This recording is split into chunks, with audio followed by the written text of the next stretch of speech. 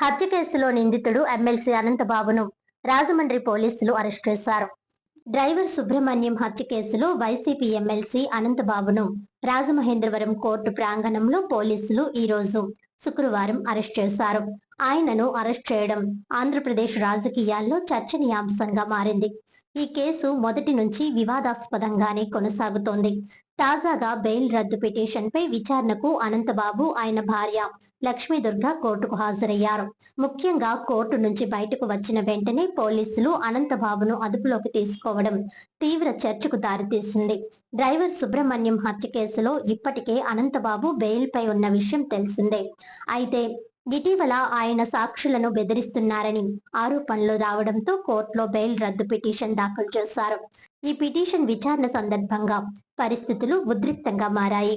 సాక్షులపై ఒత్తిడి తేవడం, బెదిరింపులకు పాల్పడినట్లు అనంతబాబుపై ఆరోపణలు వచ్చాయి. ఆయన అరెస్టు సమయంలో కోర్టు సముదాయం చుట్టూ పోలీసులు భారీగా మోహరించారు. ఎలాంటి అవాంఛనీయ ఘటనలు జరగకుండా ముందస్తు జాగ్రత్త చర్యలు తీసుకున్నారు. అరెస్ట్ అనంతరం అనంతబాబును కాకినాడలోని సర్పవరం పోలీస్ స్టేషన్ కు తరలించారు. అక్కడ ఆయనపై తదుపరి విచారణ కొనసాగనుంది. పోలీసుల సమాచారం ప్రకారం అక్కడ ఆయనను విచారించి తదుపరి న్యాయ ప్రక్రియలు చేపట్టనున్నారు. ఈ కేసులో ప్రధాన ఆరోపణలు సాక్షులను బెదిరించడం చుట్టూ తిరుగుతున్నాయి. సాక్షులు భయపడేలా చేయడం లేదా కేసు నుంచి వెనక్కు తగ్గించేలా ఒత్తిడి తేవడం వంటి చర్యలు న్యాయపరంగా తీవ్రంగా ఉన్నాయి. అందుకే ఈ ఆరోపణలు నిజమని తేలితే అనంతబాబుపై కేసు మరింత బలపడే అవకాశం ఉంది. ప్రస్తుతం అనంతబాబు అరెస్టుతో కేసు మరో మలుపు తిరిగినట్లు స్పష్టంగా కనిపిస్తోంది. బెయిల్ రద్దు పిటిషన్ పై కోర్టు తీసుకునే నిర్ణయం, సాక్షుల వాంగ్మూలాలు, పోలీసుల దర్యాప్తు కలిసి ఈ కేసు తుది తీర్పును నిర్ణయించనున్నాయి. ఈ కేసు ప్రాధాన్యతను దృష్టిలో ఉంచుకొని పోలీసులు మరింత జాగ్రత్తగా వ్యవహరిస్తున్నారు. ఈ కేసులో తదుపరి పరిణామాలు ఎలా ఉంటాయో, కోర్టు ఎలాంటి తీర్పు ఇస్తుందనే విషయం ఉత్కంఠంగా మారింది. దళిత యువకుడు వీధి సుబ్రహ్మణ్యాన్ని అతి కిరాతకంగా హత్య చేసి డోర్ డెలివరీ చేశారనే నేరాపణ మీద అనంతబాబు, అతని భార్య లక్ష్మీదుర్గ గారు విచారణ ఎదుర్కొంటూ ఉన్నారు. అయితే ఈ కేసు జిల్లా కోర్టులో ప్రత్యేక న్యాయస్థానంలో విచారణ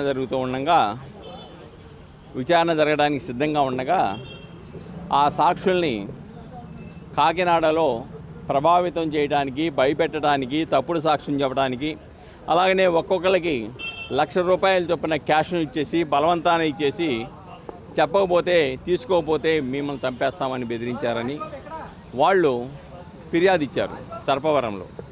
వాళ్ళ నలుగురు దగ్గర నుంచి కూడా ₹4,00,000 పోలీసు వాళ్ళు స్వాధీనం చేసుకున్నారు.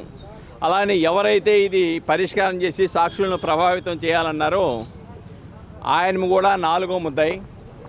ఆయన ఒప్పుదల స్టేట్మెంట్ ప్రకారం కూడా ఆయనకు కూడా ₹1,00,000 ఇస్తామని 25,000 ఇచ్చారు. ఆ 25,000 కూడా ఒప్పుదల స్టేట్మెంట్ ప్రకారం 25,000 కూడా స్వాధీనం చేసుకున్నారు.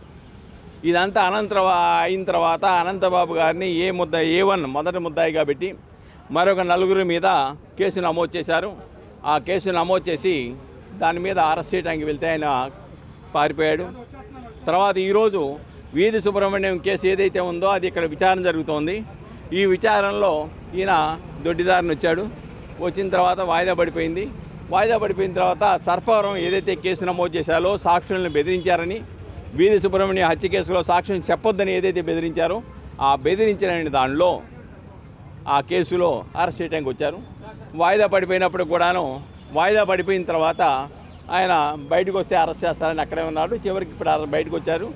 ఆ కేసులో వీధి సుబ్రహ్మణ్యం కేసులో కాదు, వీధి సుబ్రహ్మణ్యం కేసులో బెయిల్ రద్దు చేయమనే పిటిషన్ ఇంకోటి ఉన్నది. దీనిలో ఈ బెయిల్ రద్దు చేయడానికి అది మంగళవారం, బుధవారంలో దాని మీద విచారణ జరిగి నిర్ధారించడం జరుగుతుంది.